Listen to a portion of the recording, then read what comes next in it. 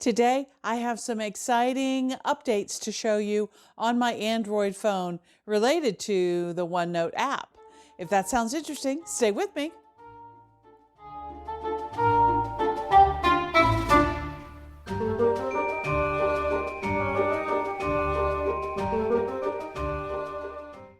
Well, hi everyone, this is Crystal from A Crystal Clear Life, where we focus on planning, organizing, and living a more simplified life. Today, I'm coming to you to talk to you about some of the changes that they're making to the Android app to be used on Android phones. If that sounds interesting to you, please go ahead and give me a thumbs up. Subscribe if you have not already. Turn your notification bells all the way on, and please feel free to share this video with anyone that you think might love to learn a little bit more about OneNote and how to use it on their phone. All right, with all that out of the way, let's get started. I am excited to share with you some of the updates that have been made to the app on the phone. And what I'm going to do is I'm going to do a screen share, and you'll be able to see that right here. And we can go through some of these changes that I want to share with you. So let me get that set up and I'll be right back.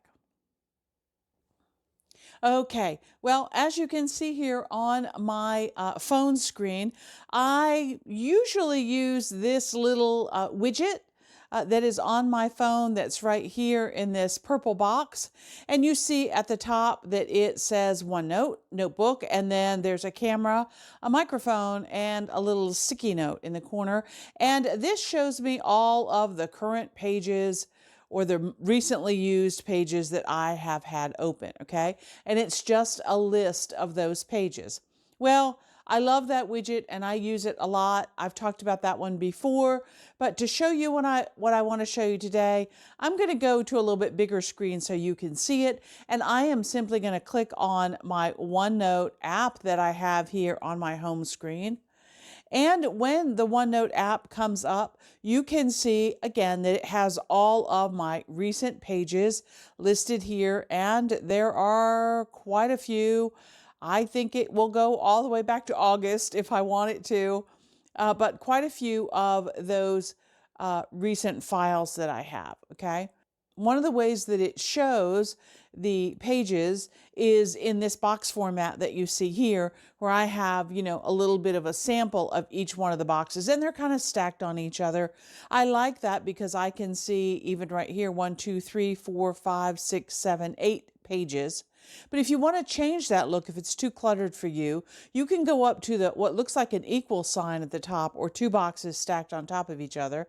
And if you press that, you see that it changes your layout to be, one card on top of the other, or one page on top of the other. So here I can really only see 2 pages because I have a lot of information on those pages, but I still can scroll and see all of the things that I need to see. I personally like to have all of the little squares. So if I touch all of the little squares at the top, it will come up and give me that 2-column format where I can see many, many more pages. And I like that one a lot, okay? Next to that at the top, you see a little line with a box and a line with a box. That is for sorting. So if you click on that, it brings up a sort and filter menu. You can sort by date modified, which is usually what I do. I want to see the most recent things that I've worked on at the top. You can also have it by date created, meaning when you actually created that page. Or you can have an alphabetical listing where it will take all of the pages that it's showing and show you those alphabetically, okay? I happen to like the date modified because I find that I go back and work on the same pages over and over and over again, okay? But I just want to show you those features that are there, okay? All right, now, also you can search at the top, and when I do a search, let's say, well, it's October. Let's say Halloween. Let's see what is on track for Halloween. And you'll see that it goes through still. The search works the same way that it does on the desktop. And it tells you what section, this one that says Halloween Planner, that's a section. If you go to Painting Craft Projects, that's a page. So you see that little purple page icon there. and on and on and on. Now, if I had any sticky notes with Halloween on them, actually, let me go back and just do part of the word. And then you can see right at the top, there are two sticky notes that have the word HAL, which could be the beginning of half or Halloween or whatever. There are two sticky notes that are listed there at the top as well. And I think that's pretty cool that it will sort through all of your sticky notes as well.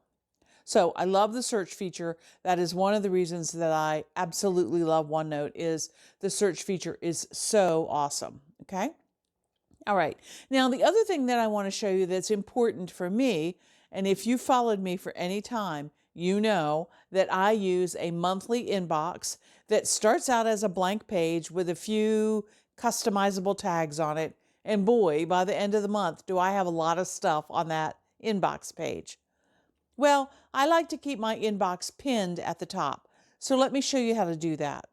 You can see right now that I do have my inbox pinned at the top. If I touch and hold that box, you'll see it comes up and it puts little check marks there. The other pages that are there also have a little check mark next to them. Let's say health and habits. Right next to that. Let's say I want to check that one as well, okay? Then you'll see at the very, very top, you'll see something that looks like a push pin or a thumbtack, okay? I'm going to push that, and it's now going to pin those two things, my health and habits tracker, which I update every day, and my inbox, which I add to almost every day. It's going to put those two at the top, and then they're going to stay there until I unpin them. And then all of the other pages that I've worked on will be still listed down below that. Okay? All right. So I love that. But when the month changes and I want to go back and say, make my November inbox and my November health and habits, all I need to do again is press and long hold. And that will again bring up the circles, and I can then uncheck those two things. You see the push pin at the top is now changed to a push pin with a slash through it, meaning not pinned. So if I push that again, now I have nothing pinned at the top. Okay? All right. So that's pretty cool. It makes it very handy, very quick and easy to get to the notes that I want. Now, again, if you have followed me for any time, you know that I absolutely love the GTD method, or the Getting Things Done method by David Allen. And I have lots and lots and lots of videos on that, explaining the entire process, explaining to you how I use it in OneNote to help keep myself organized and on track. The main point about getting things done is getting things out of your head and into a trusted source. And in this case, my trusted source is OneNote, whether it's on my phone, on my iPad, or on my computer. It doesn't matter. That is my trusted source. So, one of the things that David Allen talks about is reducing the friction, meaning taking away all of the obstacles between having a thought and having a place to write it down. Okay? Now, if you're sitting at your desk and you're at work, you probably have paper and pencil and all of that kind of stuff laying around, and you can quickly jot notes down. What happens with those little pieces of paper, I find, is they get lost, they get misplaced, something like that happens to them.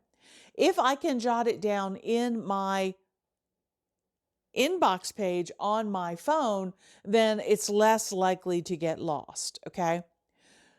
OneNote now has added some features to their app on their phone to make that friction even less, to take away even more of those obstacles. That's what I want to talk to you about next. So let's look back at our phone. And you can see here on the phone that down here at the very, very bottom, there used to just be a plus sign, okay? And the plus sign would let you open a new page, all right? Now what they've done is they've expanded that plus sign. And for example, one of the things that you can do is you can press the camera. Now, I am in the middle of reading this particular book, which is very good. It's a new book that I got from the library, The Witch's Guide to Magical Innkeeping. And it's kind of fun. It's about building a family, even if you don't have a family. And that everybody has different needs. Okay. So it's a really, really great book. And so, what I like to do when I am reading a book or finished reading the book, I like to take a picture of it so I can put it in my reading log. Okay. So, since I happen to have this right here, I can go ahead and take my picture of it. So, let me show you how to do that. All right, I'm going to press the camera icon, and you'll see that when the one page opens, it automatically goes to a camera, and you can see it's making a purple line around the book.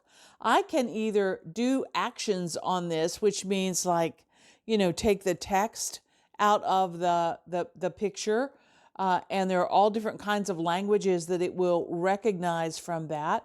I can do a scan of this page. I can simply take a photo of this page. I can take a picture of a whiteboard, so it's kind of configured for a whiteboard with a white balance and all of that. Or I can take a picture of a business card, okay? I'm just going to go back and take a regular photo. So there we go. There's my photo. I can retake it if I don't like the way the photo looks. I can add other pictures if I want to. Let's say I want to get a picture of the back of the book. I can add another photo back here, like so. Okay, and then if I want more pages, I can do that. I can review it and edit it if I want. I can crop it. I can do all kinds of things to it. And when I am finished doing that, I can click finish, and you will see that it has created a new page for me that has those two pictures that I took on there. Okay. Now all I have to do is give it a title. So I can go up here and I can type in my title. And again, I can type it in like this, or I can use my little microphone button down here. Guide to Magical Innkeeping. Okay, and then I can make any corrections that I need, and there you go. Now, when it goes back to my page here, you see that there's a new page there, a recent page, and it says A Witch's Guide to Magical Innkeeping. Okay, so now I have that as a record of the book that I actually read. All right, so I think that's great. Now, that takes care of the little camera icon. Next to it, you'll see what looks like a pencil, right? And if I want to take a note using the drawing tools, all I have to do is press that pencil, okay? When I press that pencil, it opens a brand new page for me, and it already brings up my drawing tools at the top. No more looking for draw, hitting the plus button, any of that kind of stuff. It's right there. Now, the cool thing about this page is I can either use my finger to do my writing, or if I happen to have a stylus, I can use my writing. So let's say I'm out and about and somebody says, oh, I have a great plumber that I want to tell you about, because I'm always looking for handymen that can help me around the house. And so I say, go ahead, let me know. And they say, okay, so it's Lee's Plumbing.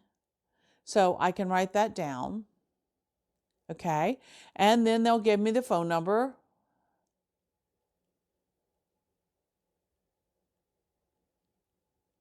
Like that. Okay. And then I have that note there ready to go. Okay. So again, I think that's great. And when I hit my back button, there's the page. Now it says no preview. That's because I didn't give it a title. I could do that if I wanted to. And again, I can use my microphone.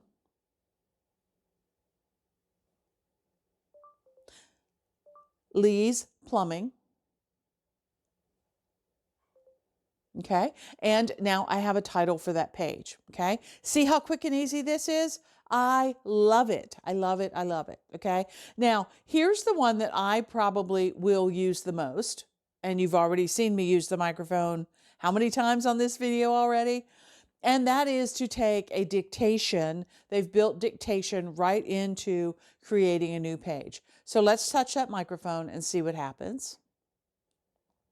Now, when the new page opens, the microphone is on. And you will see that when you are dictating, there is a line that appears underneath the text. You need to speak slow enough so that the line and the AI has time to process what you're saying. And you'll know that that process is complete when the line goes away. Period.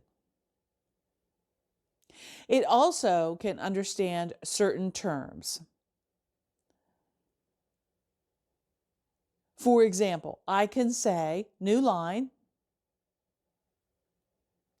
and it will jump to a new line. I can say new paragraph,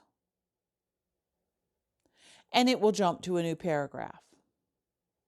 I can say question mark, or period, or comma, and you see that it knows those symbols as well. There is a whole list here of things that you can say. Simply click on the little question mark button, and it will show you a list of things, and there are many, many more on their help page, okay?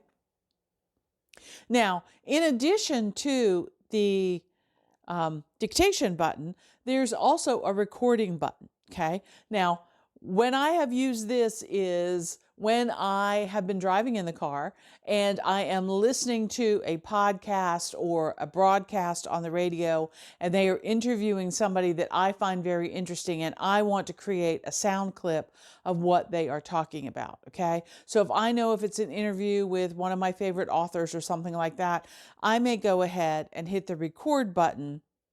You know how in a podcast they say, and up next, we're going to talk about such and such? Well, for this recording, you have 3 minutes, okay? So I'll wait until they get back into it, and then I'll hit the record button, and this is what happens when you do the recording. You come up here, and it says press start. So once you press start, it starts making a recording of everything that it hears around, okay? And again, you have 3 minutes to complete this recording, and it is simply recording your voice, everything that's going on around you, and that kind of thing. Now you have to be careful if you're using this. You have to make sure if you're having a conversation with somebody that you have permission to record that conversation and that kind of thing. But otherwise, it's a pretty cool tool. When you're finished, simply hit the stop button, and it will put an audio recording there, okay? Now, if you're like me, you don't really like hearing your own voice, but I want to play a little bit of this for you so that you can see how it works. So once you press start, it starts making a recording of everything that it hears around, okay? And again, you have 3 minutes to complete this recording. And there's your recording, okay? I think that's really, really cool. I think all of these new features that they have for the OneNote pages is awesome. They have also carried it a little bit farther. Let me go back and I'll show you. They also have added these same quick and easy features to their sticky notes. Now, sticky notes have moved again. They are now up here under your profile icon. So if you touch on your profile icon, you see sticky notes there, and then you see notebooks, okay? So if you want to look at all the notebooks you have, you can do that. You can look at your notebook list, and you see I have a bunch of notebooks there. I also have a bunch of notebooks that I have closed. At the bottom there, I can't get rid of that list. They're just there as closed notebooks, but that's okay. But if I want to see my sticky notes, I go back to my icon up there and I can click on my sticky notes. And there I can see all of my most recent sticky notes, just like I could with my pages. And you'll notice all the way down at the bottom, they have the same thing. They have a new sticky note that you can make. They have the camera icon, which works the same way. They have a checkbox with a little check in it. And guess what that creates? It creates a little sticky checklist. Let me show you that one. So if I push that little checkbox with the check in it, it comes up and starts giving me a task list, okay? So it says enter item here. So I can just start typing. Let's see, take out the trash. And then when I hit the enter key, it gives me another one, feed the cats, and so on and so on. So think about this. If you need a grocery list and quick and dirty, let's create a quick list that we don't need to keep forever and ever. That's the beauty of sticky notes. They are that, what I like to call short-term memory. It's those things that you need just for a little bit and then they can be gotten rid of, okay? All right, let's see. If you want to get rid of something up here, let's say you don't need that one anymore, you can hit the delete key and it will take that off the list. If you do something and you want to check that checkbox, you can, and you see it moves it down to completed items. So maybe you're somebody that likes to make a list for every day of the things that you need to do. You could do that on a sticky note. Just put the date at the top and give yourself a list and watch those things go down to completed, as the day goes on. That's really cool. Okay. All right. So the camera one works the same way. It brings up the camera. You can take a picture of the book just like we did before. So let's see. Move this over to photo. Take a photo.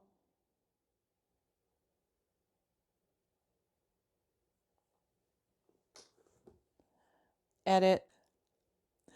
I think I hit whiteboard. Look how it changed. Let's go back. Try that again. Yep, I hit whiteboard. So you see it white balances so that your whiteboard will show up good for you. Okay, there we go. And again, if I want to edit this, I can. Review and edit.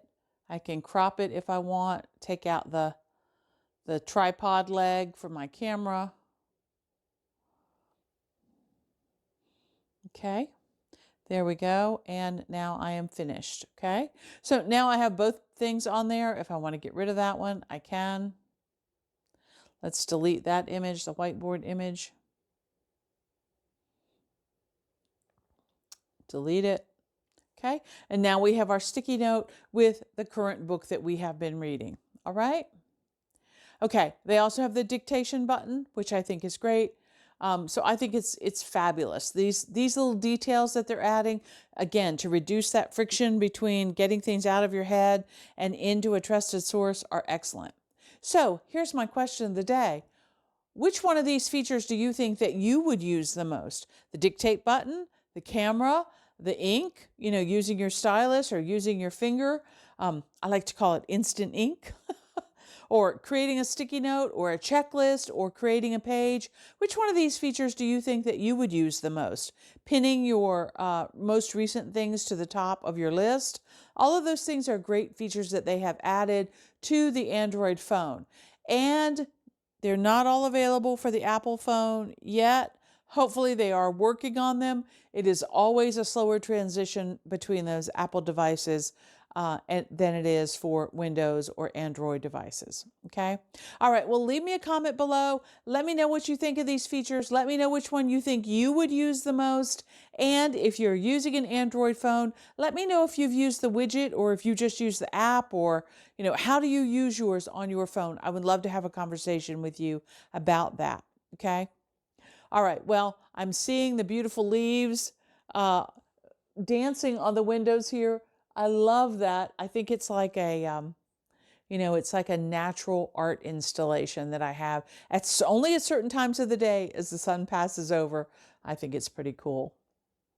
Anyway, thanks for joining me today. I really appreciate it. I hope you've enjoyed taking a look at the phone and the apps that are available on there, the changes that are coming to those apps.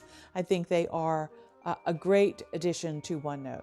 And until next time, here's hoping that you can live a more simplified and organized life through better planning. I use OneNote on my phone. Yes. Until next time. Okay. Bye.